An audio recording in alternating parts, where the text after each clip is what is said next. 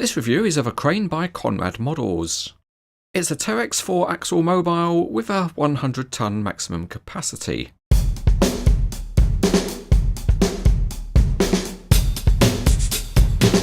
To begin with, we have to fit some mirrors to the cab, so we'll separate them first. And while we do all that, this crane is in the colours of the German company Merkel. All cranes really deserve to have a name, and we'll call this particular one Angela. The mirrors get fitted to the cab in the usual way by pressing them into pre-formed holes. And there are 2 extra mirrors supplied, but there's no way to fit them on this model. Next we'll reeve up the hook and attach it to the front, but the chain we're using is not supplied with the model. The counterweight comes as a block made of separate pieces, but they won't all fit in the transport position. We'll lift the boom a little and wow, see that Cranes Etc. patented self-detaching hook chain? In reality, the counterweight doesn't look realistic because of the ups-down posts, so we'll take it out. We need to attach the Fly Jib in the transport position, and to do that there are 3 plastic brackets to fit first, and as we look at it here, the biggest goes on the right and the smallest on the left. Now we can mount the Fly Jib, but it's a bit fiddly and doesn't fit well in its position.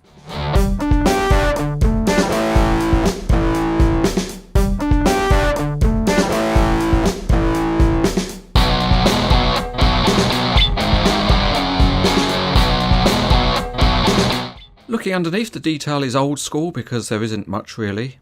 But the wheels are good, the cab on the carrier looks good and it has nice lights top and bottom. And there's some decent looking details behind the cab. The crane cab looks good with nice window seals and the grab rails are plastic. There are metal handrails on the crane body and the small graphics are nice and sharp. The crane structure is nicely modelled, but there are no extra details such as hydraulic hoses. And because of die-cast metal thicknesses, the top boom section is very thin. However, the boom does have a small spooling drum and there are metal pulleys. The lattice Fly Jib looks good, and although the end section is plastic, it has an excellent colour match.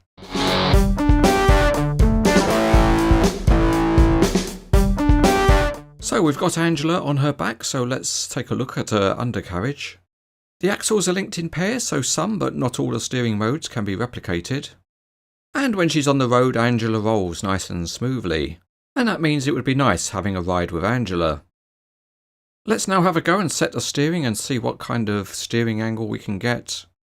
And it's excellent, the steering functionality enables a nice tight angle to be achieved. And if we want to veer away from trouble, we can set crab steering, and away we go. Now that we're on site, we need to set the crane up, so we pull out the outriggers. And they are 2-stage beams with screw-down pads, but they will support the model wheels free. Now we're ready to set the crane up, so we'll unhook and lift the boom.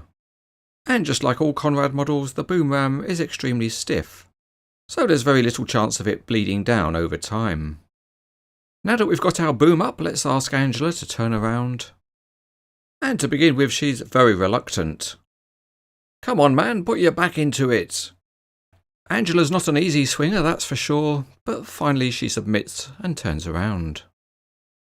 To add on the counterweight, we need to approach from the rear, and the counterweight block gets offered up, and then you insert some screw-in cylinders from the top. These are meant to replicate the lifting system on the real crane when it lifts up its own ballast and attaches it. For the final adjustment, we're doing it with the slabs resting on the carrier deck. And if you want to add the maximum counterweight, there's a couple of cheek weights to add. The telescopic boom works in the normal way for Conrad models, you just lift out the sections, and at full extension a spring clip locks it into place. To operate the winch you have to use your finger or thumb on the winch drum, but if you did a lot of it you'd wear your finger to the bone, but at least the blood wouldn't show against the colour of the crane.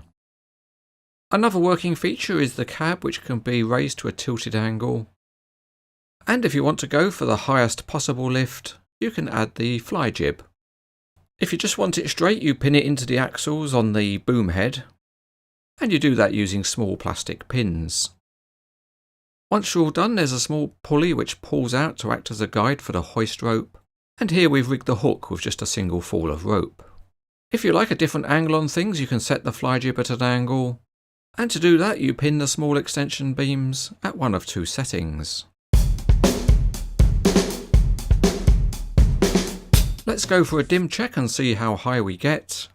And to the main boom it's 44 inches or 112 centimetres. Or to the top of the Fly Jib it's an impressive 59 inches or 150 centimetres. Time for a genuine imitation real life test. And we're going to give Angela a load test. We've set the radius at 40 centimetres, which scales up to 20 metres. And if we go to the load charts, we see that with 24 tonnes of ballast at 20 metre radius, and with the boom set at about 29 metre length, the maximum capacity is 11 tonnes. To start with, the support frame is 10 grams and we'll add a weight on, which is 100 grams, so that makes a total of 110.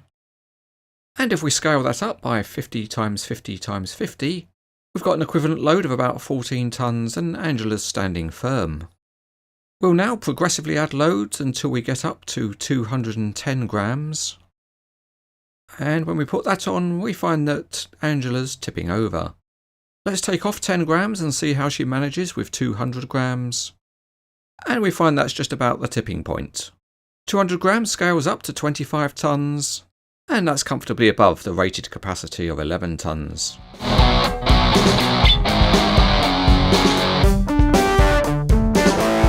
This crane model from Conrad is very attractive because of the nice looking Merkel colour scheme, and it's a typically robust Conrad model. But this version does derive from a model that first came out about 7 years ago, so the level of detailing is not the best. Overall, it's certainly good enough to be recommended.